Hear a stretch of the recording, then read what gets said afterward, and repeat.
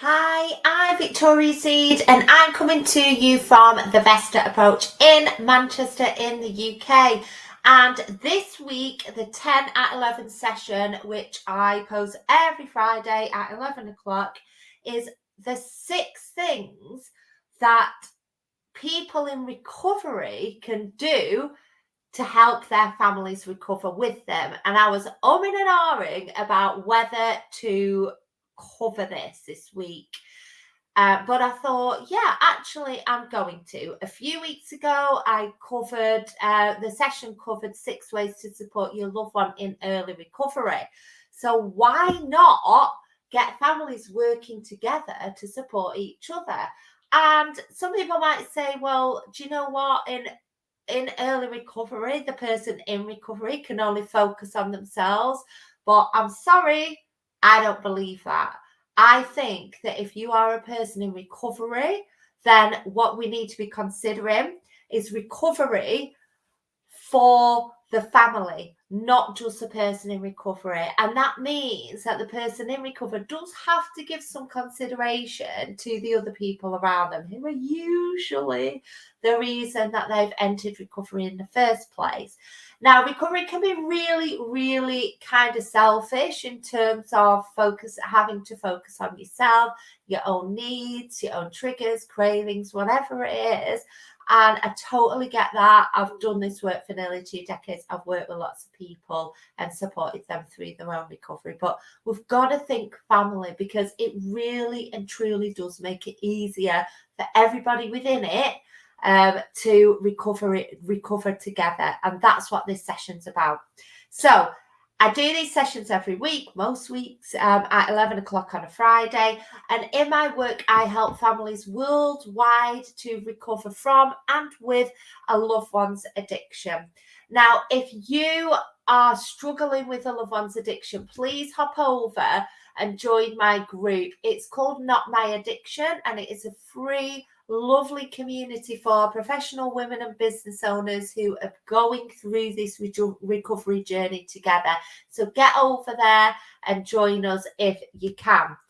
Okay, so if you're watching, let me know in the comments. If you would rather drop me a message, drop me a message. I offer free and friendly chats for anybody that's looking to work with me. So just get in touch with me. And let's get going with these 6 things then. First of all, communicate. I can't stress this enough. When I work with family members, one of the things that we explore a lot is communicating without conflict, how to assert ourselves without being aggressive. And that works both ways. So when you enter recovery as an individual that's had problems with addiction, then what I suggest you consider is to really, really think about how you can communicate with them. Because let me tell you something, through my work with family members, what they find is that the person in recovery goes into themselves. They won't talk to them about what is going on. They might talk to other people in their groups or recovery communities, but they forget to talk to the families. And that leaves everybody walking on eggshells. So find a way that you can communicate with your family, whether it's, a dog walk once a week. Well, come on, let's go on a dog walk once a week. I don't want to sit around the table and have a formal chat, but let's go for dinner. Let's go for a dog walk. Let's go for a coffee. Let's have a phone call, whatever it is, just so we can catch up with each other. I'll ask you about you. You ask me about where I'm at, and I'm going to tell you, you've got to share that stuff, because overall, as a person in recovery, it's going to make your life easier, and it's going to make their life easier as well. Think about it. They just want they just want to help you, and they want you to be doing your best. So help them see that you're doing your best. Okay. First thing is communicate. Number 2, keep getting help. So I don't need to tell you, as somebody in recovery, that stopping taking a substance is only the start of the journey, which means that, your family, the people around you, want to see that you are continuing with that recovery journey and getting some help, because doing it alone is impossible for some people. Some people can do it, very, very few, with no help and no support, but it's rare. So pick something, whether it's Smart Recovery, whether it's 12 Steps, whether it's an online community, whether it's a day hub like Help Me Stop, who I do work with, whether it's another group that you found through your local drug and alcohol service. There's so many pathways to recovery. Pick one, focus on it, and stick to it, because otherwise what's likely to happen is that your family members take the role of trying to give you that professional or peer support, but it doesn't work because you're too emotionally involved with each other.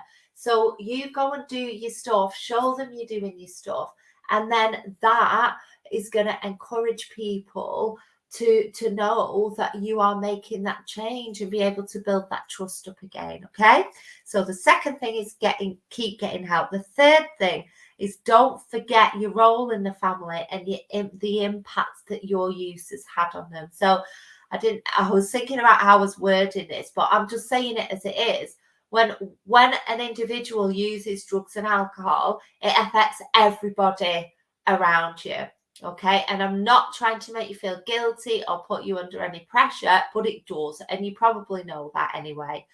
And that means, that you got to do a bit of work to build up that trust with them, and it includes the stuff I'm talking about today, but it includes the fact that you've got a role as a partner or as a parent, even if you've got children, and it doesn't matter how old your children are or how long you've been with your partner, your substance use has affected them.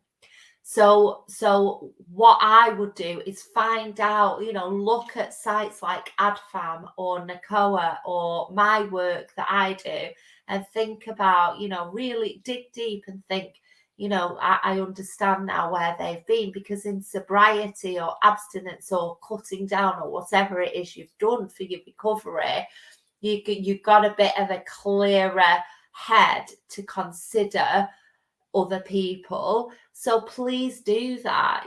Ask them what it was like for them, if you feel that you can hear that at this point of your recovery, because I'm sure that they would love that opportunity to have an adult conversation or a child to parent conversation with how they were.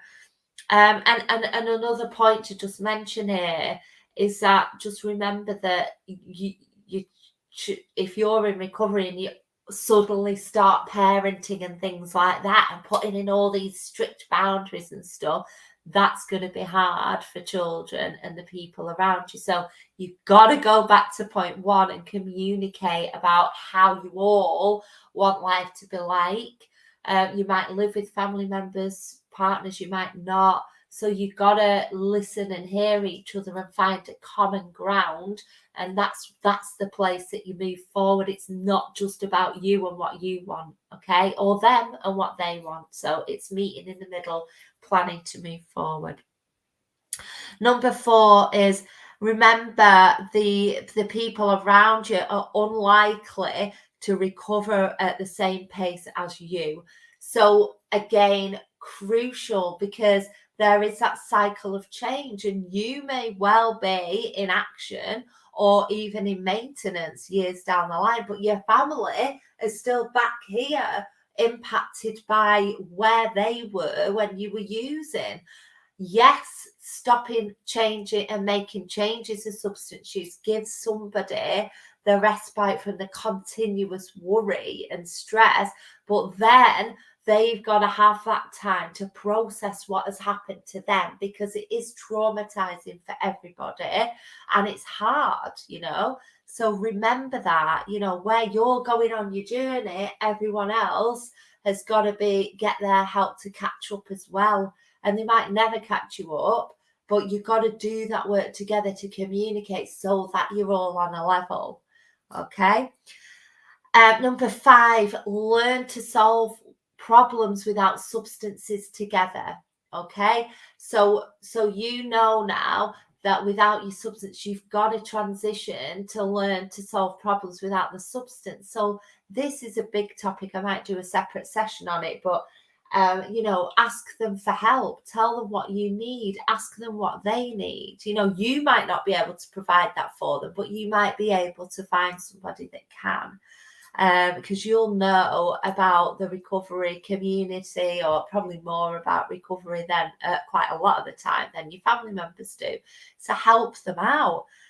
But you, again, going back to point one, you've got to communicate. And when curveballs come along, learn not to solve it with a substance, but learn to communicate. Ask for help yourself. Say, listen, something's come up. I'm in debt now, and I've finally opened all my letters and I'm worrying about it. Can you help me? Because you'll find that people will help you when it comes to progression in your recovery and facing your fears and problems. So really, really important again there. And number 6 is simply to encourage them to get their own help. Now, I've mentioned a couple of organisations like ADFAM, like NACOA.